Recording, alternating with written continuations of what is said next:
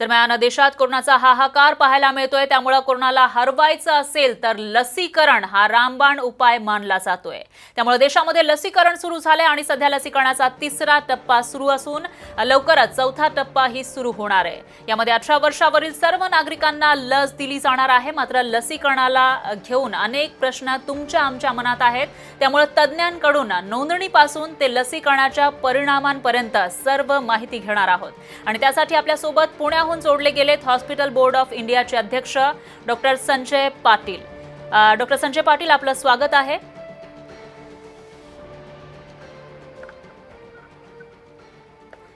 Hospital board of इंडियाचे अध्यक्ष doctor Sanjay Patil आपल्या सोबत आहेत पुण्यावरून। सर, आपलं स्वागत आहे। नमस्ते। नमस्ते सर, जसं की मी सांगितलं, देशामध्ये कोरोनाचा कहर आपल्याला पाहायला मिळतो आणि त्याच्यामध्ये लसीकरण हा एक चांगला उपाय आहे असं म्हटलं जातंय। मात्र त्याचबरोबर लसीकरणाविषयी लोकांच्या मनामध्ये अनेक प्रश्न आहेत आणि त्यातीलच पहिला प्रश्न मी तुम्हाला विचारणार आहे, तो म्हणजे टेक्निकल प्रश्न आहे। नोंदणी ही कंपल्सरी करण्यात आली आहे लस घेण्यासाठी, तर त्याविषयी काय सांगाल? ही नोंदणी कशी करावी?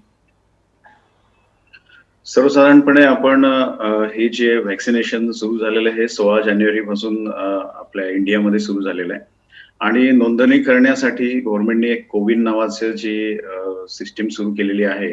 तर आपण त्यांच्या वेबसाईटवरती जाऊन cowin.gov.in वरती जाऊन आपली नोंदणी बहुतेक सगळेजण सगळ्यांना माहिती आहेच आहे की कोविन वरती कसं आपण नोंदणी करायची आणि प्रोसिजर अतिशय सोपी आहे। आणि नोंदणी केल्यानंतर सुद्धा आपल्याला ठराविक सेंटर्समध्ये आपल्याला अपॉइंटमेंट पण घेता येते आणि अपॉइंटमेंट घेतल्यामुळे त्या ठिकाणी वेगवेगळ्या सेंटर्सवरती गर्दी न करता आणि शांततेने आपलं व्हॅक्सिनेशन होऊ शकतं। निश्चितच सर, मात्र आणखी एक प्रश्न, जर समजा इथं नोंदणी करणं शक्य झालं नाही आणि थेट लसीकरण केंद्रावर आपण गेलो तर लस मिळू शकते का? आतापर्यंत जे आपण 16 जानेवारी पासून फेज 1 आणि फेज 2 जे आपण अनुभवलेले आहेत, तर सुरुवातीच्या काळामध्ये हेल्थ केअर वर्कर्सचं जेव्हा नोंदणी झाली नव्हती आणि हेल्थ केअर वर्कर्सला वॉक इन सुद्धा फॅसिलिटी होती, त्यांनी तिथंच साईटवरती नोंदणी करायची होती। तसंच सीनियर सिटीझनसाठी पण होते आणि आता सुद्धा वेगवेगळ्या सेंटर्सवरती वॉक इन रजिस्ट्रेशन सुद्धा अवेलेबल आहे। अच्छा, आणि समजा एखाद्याच्या फोनवरून दुसऱ्या एखाद्याचा नोंदणी केली असेल तर त्यांना लस मिळू शकेल का? आता एक फोन नंबर आपण 5 व्यक्तींसाठी वापरू शकतो। म्हणजे हम्म. एखाद्याला अडचणच असेल, की आपल्याकडे फोन कमी आहेत आणि मग आपण आपला स्वतःचा फोन नाहीये, असे पण काही लोकं आहेत। तर त्यांच्यासाठी सोय म्हणून एक फोन नंबर आपण 5 व्यक्तींसाठी वापरू शकतो। हम्म. म्हणजे एका फोन नंबरवरून 5 व्यक्तींचं रजिस्ट्रेशन करणं शक्य आहे। आता प्रश्न आहे तो म्हणजे लसीविषयीचा, कारण लोकांच्या मनामध्ये असा प्रश्न आहे की याचे 2 डोसेस घ्यायचे आहेत। समजा एखादा पहिला डोस घेतलाय आणि दुसरा डोस घेतलेला नाहीये, तो राहिला तर काय? निश्चितच पहिला डोस आणि दुसरा डोस घेणं अतिशय जरुरी आहे। नुसताच एक डोस घेऊन उपयोग नाहीये. कारण ह्या व्हॅक्सिनचे जे प्रिन्सिपल आहे, तर पहिल्या डोसमध्ये एक ठराविक रोगप्रतिकार शक्ती आपल्याला मिळते आणि दुसऱ्या डोसनी ती अजून वाढते. म्हणजे त्याला आपण बूस्टर डोस म्हणतो। त्या पद्धतीने पहिला आणि दुसरा डोस घेणं अतिशय जरुरी आहे आणि याच्यासाठी वेळोवेळी गाईडलाईन्समध्ये साधारणतः त्या 2 डोसमध्ये काय अंतर असावं, याबद्दल गाईडलाईन्स आपल्याला सगळ्यांना माहितीच आहेत। त्यात कोविशिल्ड आणि कोव्हॅक्सिन यांचा जो ड्युरेशन आहे, ती आता रिसेंटली थोडीशी वाढवण्यात आलेली आहे। 4 आठवड्यापासून त्यांनी ते 6 ते 8 आठवड्यापर्यंत ती ड्युरेशन वाढवलेली आहे आणि इझिली म्हणजे पहिला डोस ज्यांनी घेतलेला आहे, त्यांनी सेकंड डोस त्यांच्यासाठी इझिली अवेलेबल आहे आणि हम्म. त्यांनी निश्चितच जेव्हा आपली अपॉइंटमेंट असेल, त्याप्रमाणे सेकंड डोस घेणं अतिशय जरुरी आहे। निश्चितच सर, आणखी एक प्रश्न तो म्हणजे लसीकरण करण्याचे काही स्लॉट आहेत का वेळेचे? वेळेचे स्लॉट आहेत कारण प्रत्येक इंडिव्हिज्युअल हॉस्पिटलला किंवा ज्या सेंटर्सला लस जशी उपलब्ध होते त्याप्रमाणे आणि त्यांची जी मॅनपॉवर आहे आणि त्यांचं जे काही सिस्टीम आहे त्या इन्स्टिट्यूटची किंवा त्या फॅसिलिटीची, त्याप्रमाणे त्यांनी त्यांचं टायमिंग ठरवलेलं आहे। पण सर्वसाधारणपणे सिटीमध्ये म्हणजे लॉकडाऊन जरी असला पुणे सिटीमध्ये, तरी सुद्धा आपल्या माननीय आयुक्त साहेबांनी आपल्याला 9 ते रात्री 8 पर्यंत सुद्धा व्हॅक्सिनेशनसाठी वेळ दिलेली आहे। निश्चितच. डॉक्टर पाटील, आणखी एक प्रश्न तो म्हणजे आपल्या देशातल्या बऱ्याचशा लोकांना कोविड होऊन गेलेला आहे. तर अशा लोकांनी कोविड होऊन गेल्यानंतर कधी लस घ्यावी? साधारणतः किती दिवसांनी लस घ्यावी? कोविड होऊन गेल्यानंतर साधारणतः 2 महिन्यानंतर 2 ते 3 महिन्यानंतर आपण ती लस घ्यावी. कारण साधारणतः आपण पहिले 17 दिवस तर आयसोलेशनमध्ये असतो हम्म. आणि त्यानंतर 2 महिने नी लस घेणं अतिशय सुरक्षित आहे. अच्छा, म्हणजे एकंदरीतच असं म्हणता येईल की ज्यांना समजा कोरोना झालेला आहे त्यांनी लस घेऊ नये. हां, त्यांनी लगेच लस घेऊ नये. बरोबर. निश्चितच. सर, आणखी एक प्रश्न, बरेचसे जे लोक आहेत त्यांना आधीच काही आजार असतात, किडनीचे आजार असतात किंवा मधुमेह असतो, इतरही आजार असतात, तर अशा लोकांनी लस घेतलेली चालते का? कोमॉर्बिड ज्याला आपण म्हणतो, कोमॉर्बिड म्हणजे ज्यांना खूप ड्युरेशनचा आजार असतो हम्म. किंवा ते आपण जे उदाहरणं दिली, तर ह्या लोकांनी निश्चितच लस घेणं जरुरी आहे आणि आपल्या गव्हर्नमेंटनी पण त्याप्रमाणेच कोमॉर्बिड आणि 45 ते 59 वर्षाच्या व्यक्तींसाठी फेज 1 मध्येच आपल्याला व्हॅक्सिनेशनचं आवाहन केलेलं आहे आणि त्यांनी व्हॅक्सिनेशन घेणं अतिशय जरुरी आहे.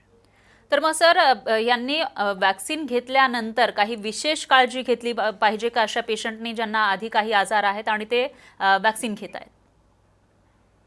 सर्वसाधारणपणे व्हॅक्सिनमुळं जो काही आपल्याला त्रास व्हायचा आहे, हा अतिशय मायनर पद्धतीचा लक्षात येतोय, की थोडंफार अंग दुखणे, थोडासा ताप येणे किंवा थोडंसं इंजेक्शनच्या साइटवरती दुखणे, अशा काही किरकोळ तक्रारी आहेत, की ज्या बहुतेक सर्वच म्हणजे सर्व वयोगटामधल्या आणि कोमॉर्बिड असलेल्या लोकांमध्ये पण दिसतात आणि तरुणांमध्ये सुद्धा म्हणजे ज्यांचं हेल्थ चांगली आहे, अशा लोकांमध्ये सुद्धा असे ते लक्षणं दिसतात. तर त्यांनी विशेष काळजी म्हणजे आपली जी पथ्य चालू आहेत, म्हणजे आपण व्हॅक्सिन घेतलंय, तर म्हणून काही आपण 1-2 दिवस डायबिटीसचा डोस नाही घ्यायचा किंवा ब्लड प्रेशरच्या गोळ्या घ्यायच्या नाही.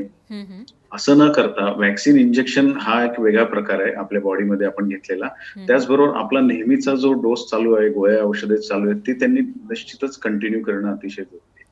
निश्चितच. सर, आणखी एक प्रश्न तो म्हणजे आता तुम्ही सांगितलेलं आहे की ज्यांना मधुमेह असेल किंवा इतरही जे आजार आहेत त्यांनी लस घ्यायला पाहिजे. मात्र ज्या लोकांना HIV आहे त्या लोकांनी लस घ्यावी का? HIV मध्ये आपली जी इम्युन सिस्टम आहे त्याच्यावरतीच एक प्रकारे घाला घातलेला असतो. तर ह्या पेशंट्समध्ये किती फायदा होईल किंवा होणारच नाही. तर ह्या लोकांसाठी वेगळ्या काही गाईडलाईन्स आपल्याकडे आहेत HIVच्या.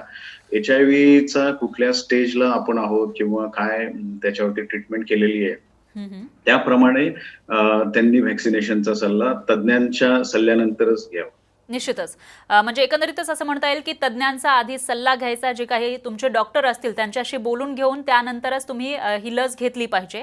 मात्र सर, तुम्ही सांगितलं होतं की लस घेतल्यानंतर 1-2 दिवसांनी तुमचे जे काही डायबिटीसची औषधं वगैरे असतील ते घेऊ नका. पण लस घेण्याच्या नाही, आधी नाही. सुद्धा काही खबरदारी घ्यायची असते का? हे औषधं वगैरे घ्यावीत का घेऊ नये?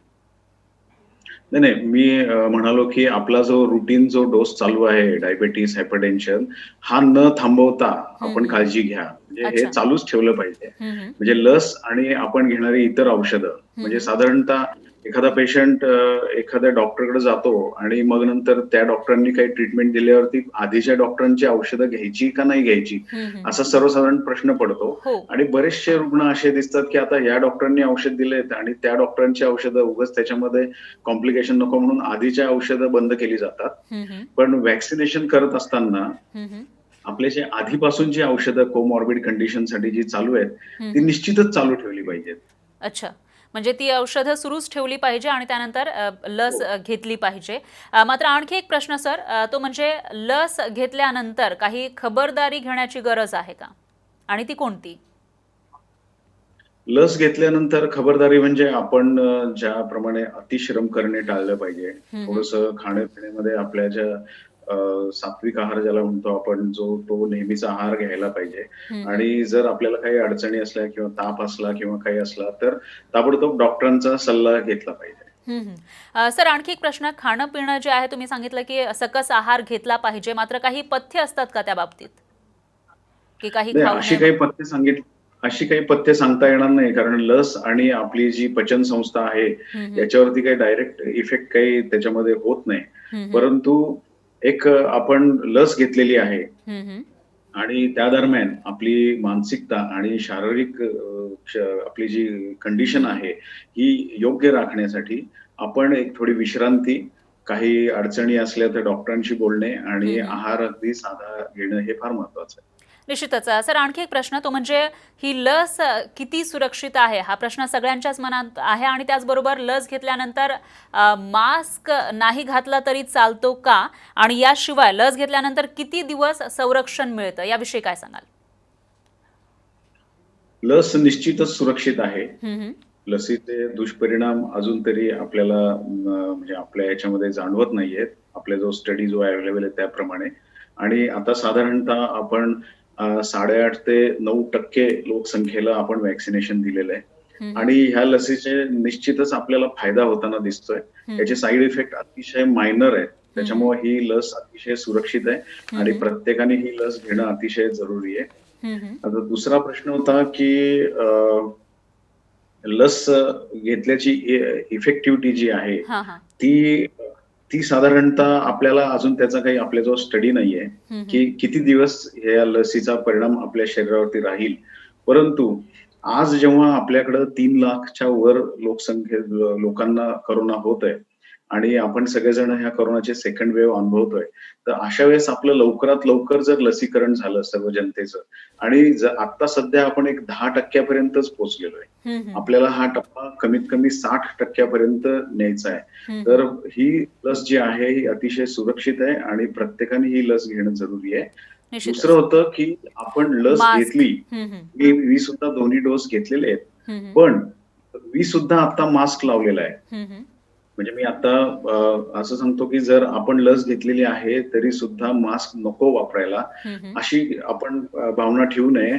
लस घेतल्यानंतर सुद्धा मास्क वापरणं अतिशय जरुरी आहे. हं, हं.